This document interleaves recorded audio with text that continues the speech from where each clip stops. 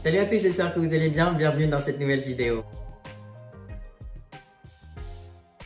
Aujourd'hui on se retrouve pour une recette que vous avez beaucoup demandé, des crackers crus. Ici je vais encore une fois utiliser les pulpes de jus de carotte parce que je trouve ça génial de les utiliser au lieu de les jeter.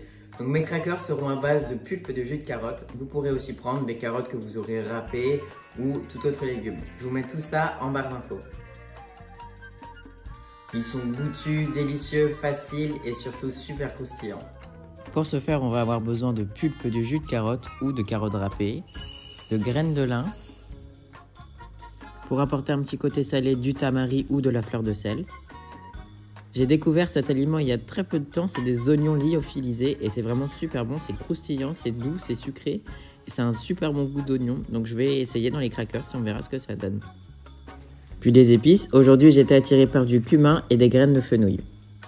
On peut évidemment utiliser toutes les épices qu'on aime, des épices cajun, 5 parfums, du piment, des graines de nigel, du curry, du garam masala, du ras el hanout, vraiment tout ce qu'on aime. Dans un premier temps, on va venir mixer nos graines de lin.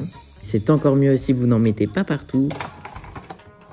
Ça va être vraiment super rapide, on va juste venir légèrement mixer les graines de lin. Puis on va les recouvrir de 3 fois leur volume en eau.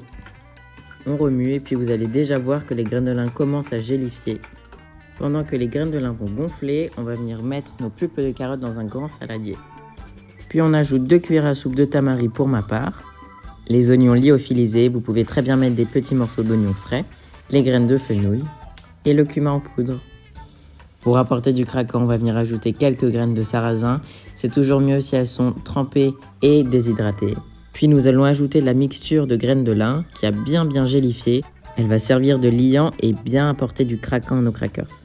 On mélange bien le tout à la main afin d'obtenir une belle pâte homogène. Voilà, on ajoute vraiment toute la mixture.